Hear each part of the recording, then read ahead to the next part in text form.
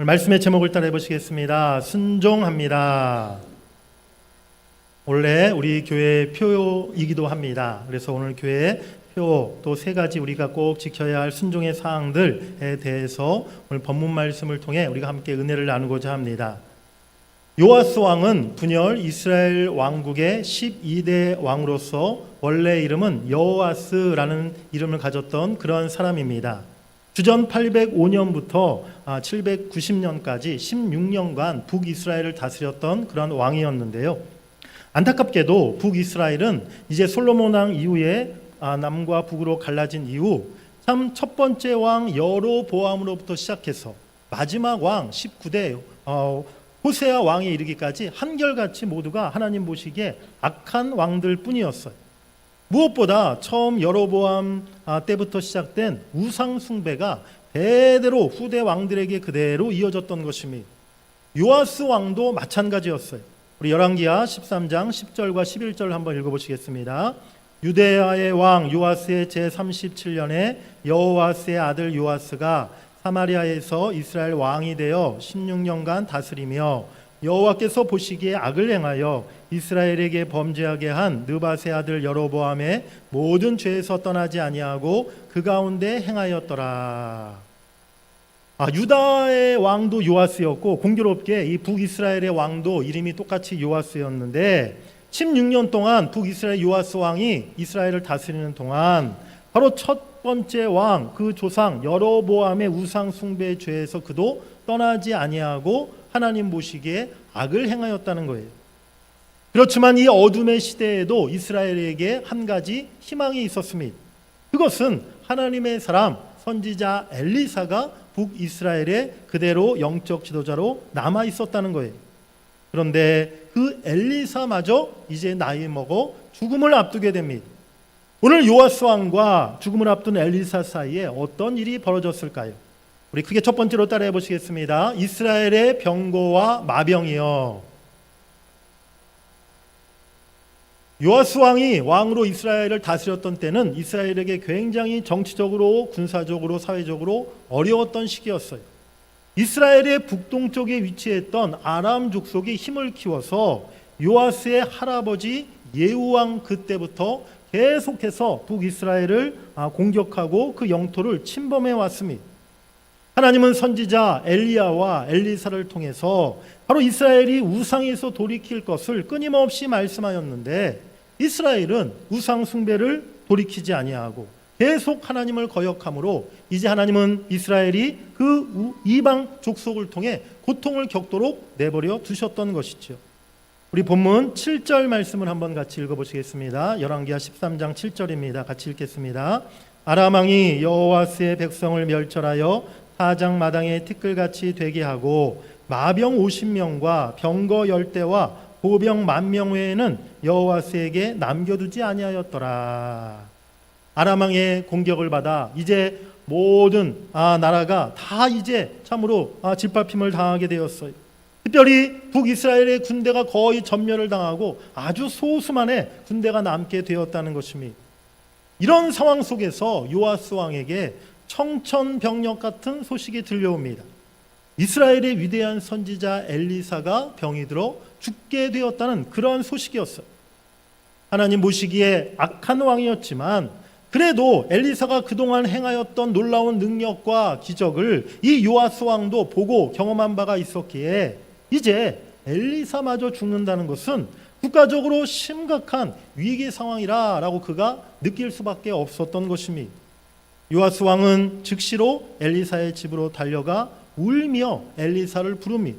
14절 말씀 우리 한번 같이 다시 읽어보시겠습니다. 엘리사가 죽을 병이 들매 이스라엘의 왕 요아스가 그에게로 내려와 자기의 얼굴에 눈물을 흘리며 이르되 내 아버지여 내 아버지여 이스라엘의 병거여 마병이여 하매. 요아스 왕에게 엘리사 선지자는요 오로지 의지할 만한 실로 아버지 같은 존재였어요. 그리고 이스라엘을 지켜주는 병거와 마병과 같은 그러한 선지자였다는 사실입니다.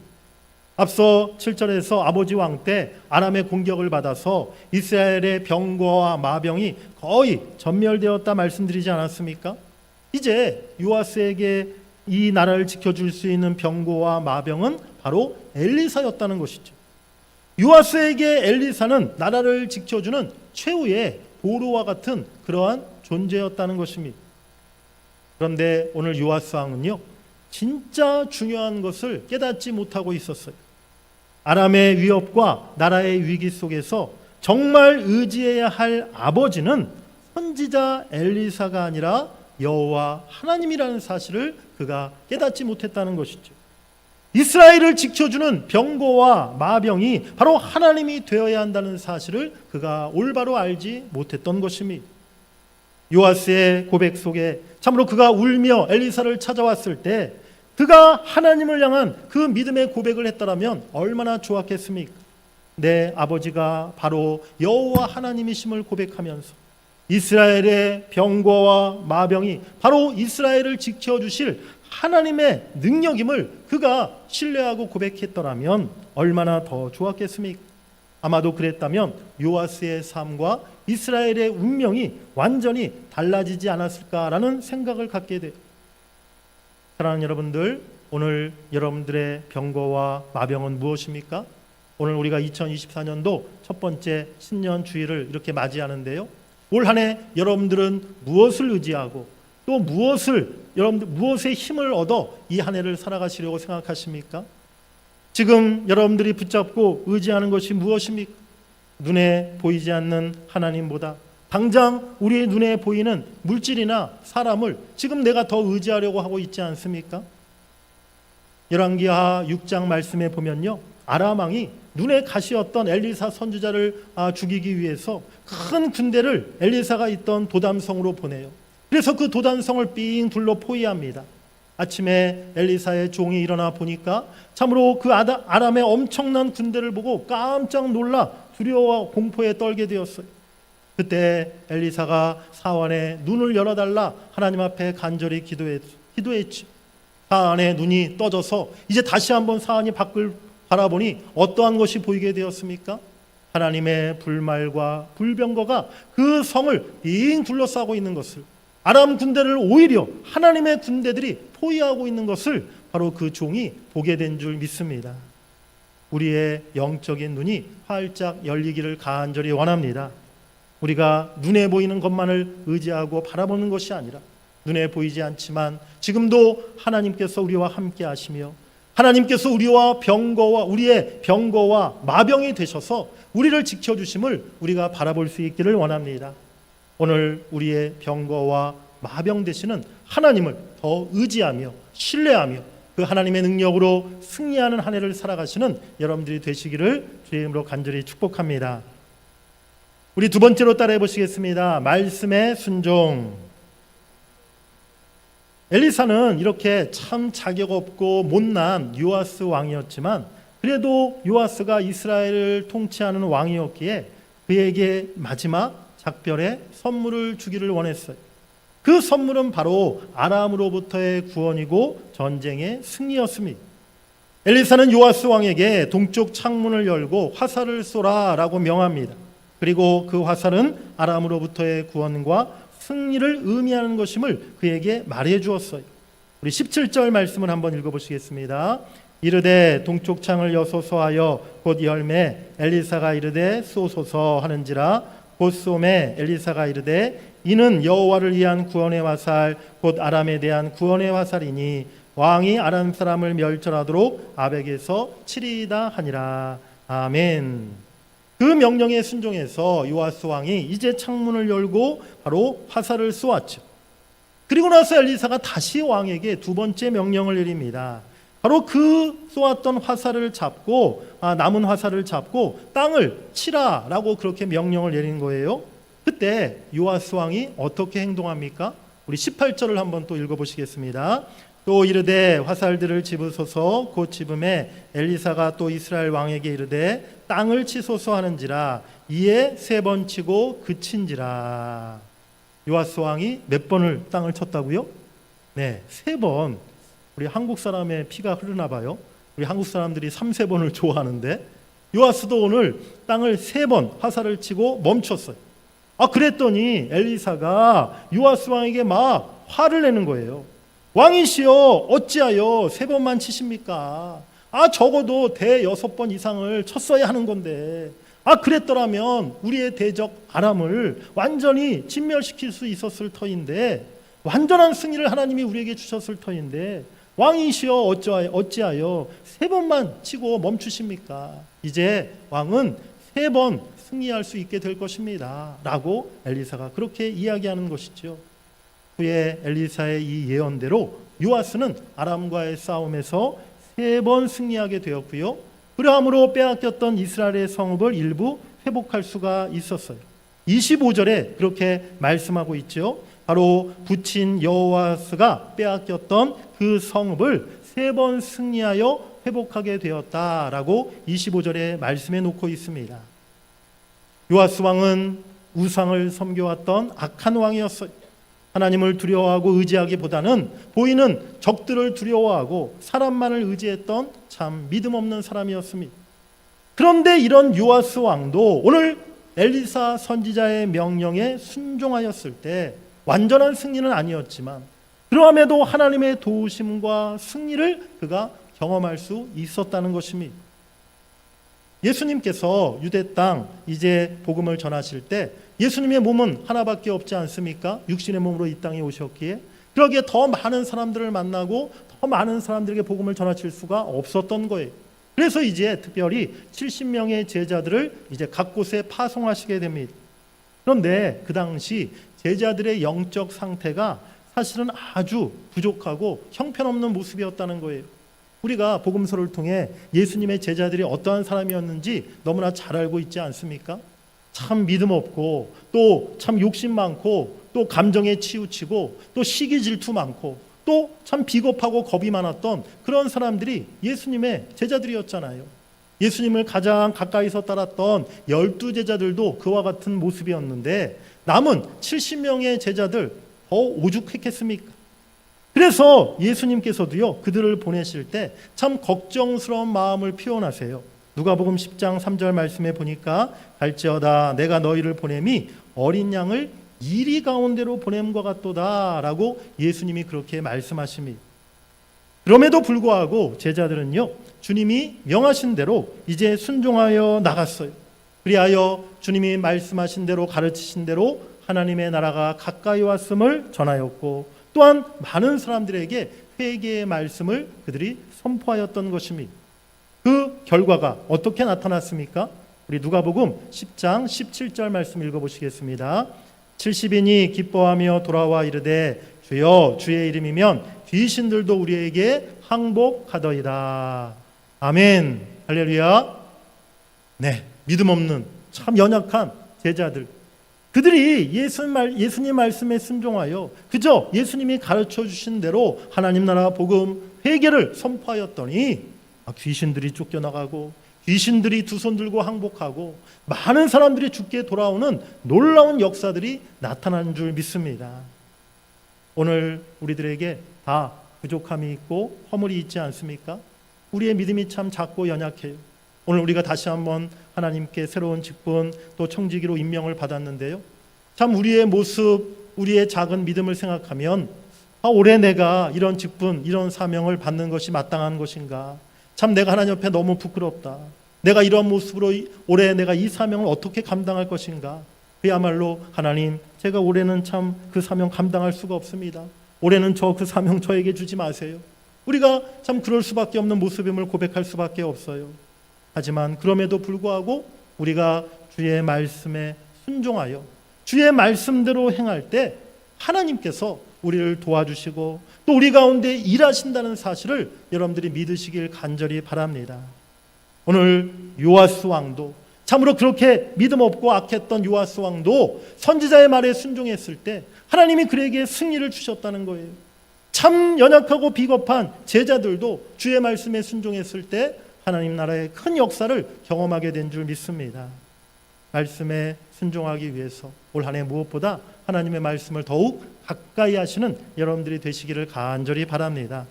올해 우리 전교인 성경 통독을 꼭 여러분들이 실천하시길 바라고요.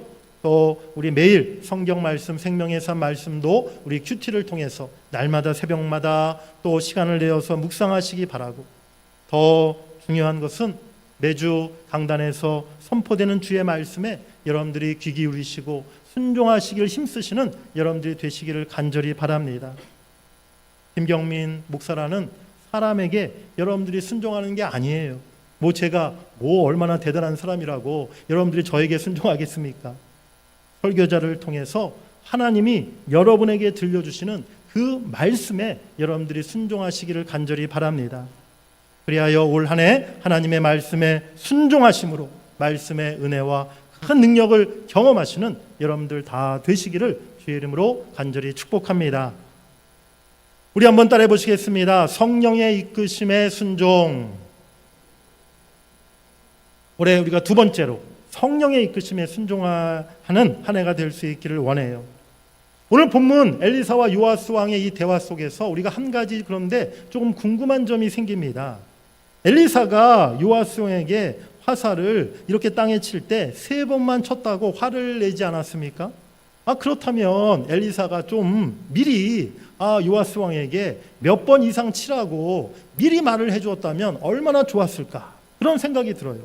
왕한테, 요아스 왕한테 아예 처음부터 한 10번 치라고 하든지 아니면 그냥 아예 화살이 막 부러질 때까지 그냥 100번이고 치라고 하든지 그렇게 했으면 분명히 요아스 왕이 엘리사가 시키는 대로 했을 것 같은데요.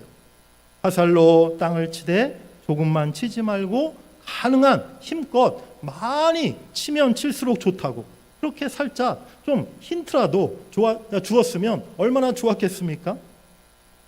사랑하는 여러분들, 말씀에 우리가 순종하되 더불어 성령의 인도하심을 따라야 한다는 사실을 여러분들이 깨달으시길 바랍니다.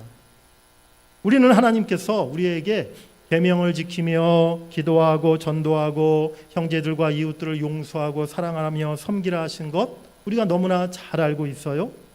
그렇다면 그 말씀에 순종해서 우리가 과연 하루에 얼마만큼 기도하고 얼마만큼 전도해야 되는 것일까요? 나에게 잘못한 사람이 있을 때 우리가 몇 번까지 과연 용서해야 되는 것일까요? 이웃들에게 내가 얼마만큼 내 것을 나눠주고 또 얼마만큼 그들에게 사랑을 베풀면 되는 것일까요? 오늘 엘리사는 요아스 왕에게 몇 번 치라라는 횟수를 절대 알려주지 않았어요. 다만 3번만 친 것을 보고 화를 내었다는 것이죠. 왜 거기서 만족하느냐? 왜 거기서 멈추었느냐? 바로 그를 책망하였던 것입니다. 하나님께서는요, 순종을 명하실 때 우리에게 구체적인 횟수나 또 양을 우리에게 말씀해 주시지 않습니다. 우리의 믿음대로 또 성령의 이끄심대로 우리가 순종하기를 원하신다는 사실을 여러분들이 깨달으시길 바랍니다. 사랑하는 여러분들, 내가 정한 기준, 내 생각, 내가 정해놓은 횟수나 분량만큼 우리가 순종하는 것이 아니라는 거예요. 내가 생각한 것이 있다 할지라도, 내가 정해놓은 것이 있다 할지라도, 내 기준이 있다 할지라도 때로는 주의 말씀을 통해 성령의 감동과 이끄심을 통해 하나님이 더 많은 것을 원하실 때 우리는 거기까지 순종해야 될 줄 믿습니다. 하루에 내가 올해 30분씩 기도해야겠다, 우리가 그렇게 작정했어요. 그런데 우리가 기도해 보면 알지만 어떨 때는 기도하다 보면 1시간을 기도할 때가 있고 또 정말 성령께서 이끄셔서 2시간을 기도할 때도 있고 그야말로 밤을 새워가며 기도할 때도 있지 않습니까? 내가 정한 시간만큼 기도하는 것이 아니라 성령의 이끄심에 따라 우리가 기도해야 한다는 것이죠. 올해는 내가 정말 믿음을 가지고 또 선교를 위해 헌신하고자 하는 마음 가지고 내가 참 어렵지만 매월 그래도 선교주일날 5만 원씩 선교원금 작정했어요. 그런데 어느 날 참 성령의 감동을 주시면 참 50만 원, 100만 원도 우리가 선교원금 할 수 있는 거 아니겠습니까? 내가 이제 나이 들어 은퇴했지만 그래도 주님이 나에게 감동 주시고 사명 맡겨주실 때 우리가 다시 한번 또 충성하고 헌신할 수 있는 거 아니겠습니까? 내 기준, 어떠한 내가 정해놓은 그만큼 우리가 순종하는 것이 아니라 우리를 하나님의 기뻐하시는 뜻대로 인도하시는 성령님의 이끄심에 우리가 순종해야 될 줄 믿습니다. 올 한 해 여러분들 모두와 또 우리 교회가 성령의 이끄심에 순종하며 나아갈 수 있기를 간절히 원합니다. 특별히 교회적으로 우리가 성령의 이끄심에 순종해야 할 3가지가 있어요. 한번 따라해 보시겠습니다. 첫째, 오로지 기도에 힘쓰자. 우리 사도행전 1장 14절 읽겠습니다. 마음을 같이하여 오로지 기도에 힘쓰더라. 아멘. 오로지 더 기도에 힘쓰는 올 한 해가 될 수 있기를 간절히 바랍니다. 우리 두 번째도 따라해 보시겠습니다. 선교와 구제에 힘쓰자. 우리 히브리서 10장 24절 읽겠습니다. 서로 돌아보아 사랑과 선행을 격려하며 성령이 가장 기뻐하시는 우리 선교하는 일, 또 구제하는 일에 힘쓰는 올 한 해가 될 수 있기를 원합니다. 우리 세 번째로 또 따라해 보시겠습니다. 한 영혼 전도에 힘쓰자. 우리 누가복음 15장 7절입니다. 죄인한 사람이 회개하면 하늘에서는 회개할 것 없는 의인 99으로 말미암아 기뻐하는 것보다 더하리라. 아멘. 성령의 이끄심에 순종하셔서 하나님이 기뻐하시는 일에 더욱 힘쓰는 여러분들, 또 올해 우리 동문교회가 될 수 있기를 주의 이름으로 간절히 축복합니다.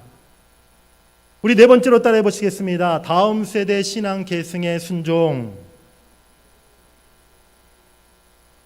요아스 왕은 잠시 전쟁에서 승리를 경험했지만 그런데 안타깝게도 그것이 계속 오래 지속되지를 못했어요. 하나님의 은혜와 도우심과 승리를 경험했으면 조금 자신도 돌이키고 내가 이제는 정말 더 이상 하나님을 떠나서 우상 숭배하는 죄를 범하지는 말아야겠다. 엘리사 선지자가 죽은 이후에도 내가 끝까지 하나님을 섬기고 하나님을 경외하는 삶을 살아야겠다. 좀 그렇게 결단했으면 좋았을 법한데 그러하지를 못했다는 거예요. 더 심각한 문제는 그의 자녀들에게 하나님을 경외하는 신앙을 그가 물려주지를 못했다는 것이죠. 우리 열왕기하 14장 23절 24절을 한번 읽어보시겠습니다. 시작. 유다의 왕 요아스의 아들 아마스야 제15년에 이스라엘의 왕 요아스의 아들 여로보암이 사마리아에서 왕이 되어 41년간 다스렸으며 여호와 보시기에 악을 행하여 이스라엘에게 범죄하게 한 느밧의 아들 여로보암의 모든 죄에서 떠나지 아니하였더라. 요아스 왕의 아들은 여로보암이라는 사람이었어요. 그는 41년이나 북이스라엘을 다스렸어요. 그런데 그 아들 여로보암이 어떤 왕이었습니까? 아버지보다도 더 악한 왕이었어요. 여호와 보시기에 악을 행하고 또 우상 숭배의 죄에서 떠나지 아니하였다라고 성경은 말씀하고 있습니다. 결국 북이스라엘은요, 주전 722년 아람의 뒤를 이은 아수르 제국에 의해서 완전히 짓밟힘을 당하고 그 나라가 멸망을 당하게 되고 말았습니다. 2024년도 현재 우리 한국교회의 가장 큰 어려움과 위기가 다음 세대의 신앙 계승의 문제다라고 많은 사람들이 그렇게 한 목소리로 이야기하는 것을 듣습니다. 그런데 많은 사람들이 다음 세대 신앙의 문제를 걱정하고 염려하면서 과연 정작 지금 이 순간 우리가 다음 세대 신앙 계승을 위해서 어떤 노력을 하고 있는가 우리가 좀 생각해 봐야 된다는 것이죠. 여러분들 가정에서 우리 자녀 신앙 교육을 위해 무엇을 실천하고 계십니까? 여러분들 가정에서 정말 일주일에 한 번이라도 가정 예배를 드리시고 또 정말 우리 자녀들에게 신앙에 대한 교훈과 말씀 또 기도하는 시간을 갖고 계십니까? 교회 우리 주일학교를 위해서 나는 어떤 관심을 가지고 있고 어떤 헌신을 내가 지금 하고 있습니까? 우리 교회는 다음 세대 신앙 교육을 위해서 정말 충분한 관심과 기도와 또한 인력을 투자하고 있습니까? 다음 세대 신앙 계승을 위해서 우리 장년 세대와 부모 세대의 희생과 헌신과 기도가 꼭 필요하다는 사실을 우리가 이 시간에 꼭 기억해야 될 줄 믿습니다. 저절로 우리가 다음 세대에 우리가 신앙을 계승해 줄 수 없다는 거예요. 우리 자녀들이 그냥 우리가 아무 노력도 안 했는데 그냥 우리 부모들의 우리 어른들의 신앙을 보면서 그들이 저절로 믿음을 갖고 정말 신앙생활을 잘할 수 있게 되는 것이 결코 아니라는 사실입니다. 자녀들, 후손들에게 다음 세대의 신앙을 물려주라는 것은 하나님의 명령이라는 사실을 우리가 잊지 말아야 될 줄 믿습니다. 그리하여 우리가 그 어떤 하나님의 명령보다도 우리의 자녀들, 우리의 다음 세대의 신앙을 계승하라는 그 하나님의 명령에 순종하는 올 한 해가 될 수 있기를 간절히 원합니다. 우리 시편 75편 5절부터 8절 말씀을 같이 읽어보시겠습니다. 시작.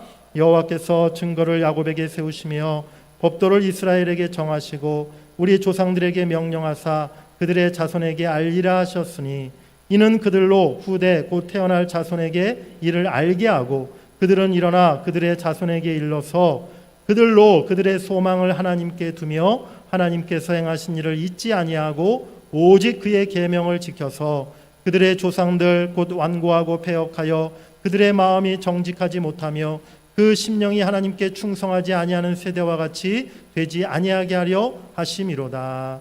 아멘. 오늘 우리가 이 말씀에 순종할 수 있기를 원합니다. 우리 자녀들이 하나님께 소망을 두고 또 하나님의 계명을 지키며 참으로 세상 죄악을 본받지 않도록 우리가 그렇게 그들을 위해 기도하고 그들을 올바른 길로 인도해야 될 줄 믿습니다. 이제 가정에서 또 교회에서 우리가 다음 세대 신앙 계승의 이 명령에 순종하기를 원합니다. 그리하여 우리 자녀 세대, 우리 다음 세대가 진정한 믿음의 세대, 부흥의 세대가 될 수 있기를 주의 이름으로 간절히 축복합니다. 여러분, 사무엘상 15장 22절 우리가 너무나 잘 아는 말씀이죠.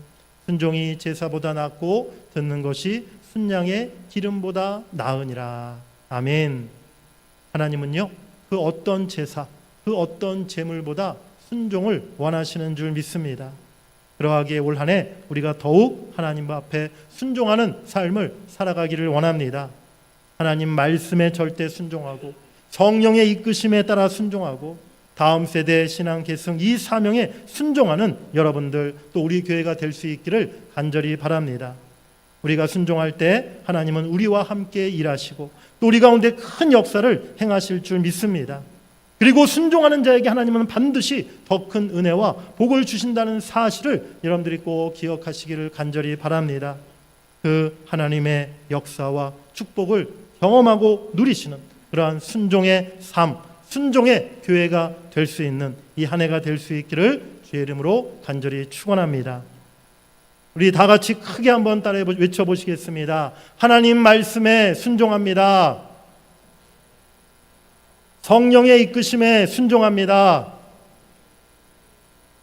다음 세대의 신앙 계승에 순종합니다. 아멘. 우리 찬양하고 기도하겠습니다. 사랑하는 나의 아버지, 우리 함께 찬양하겠습니다.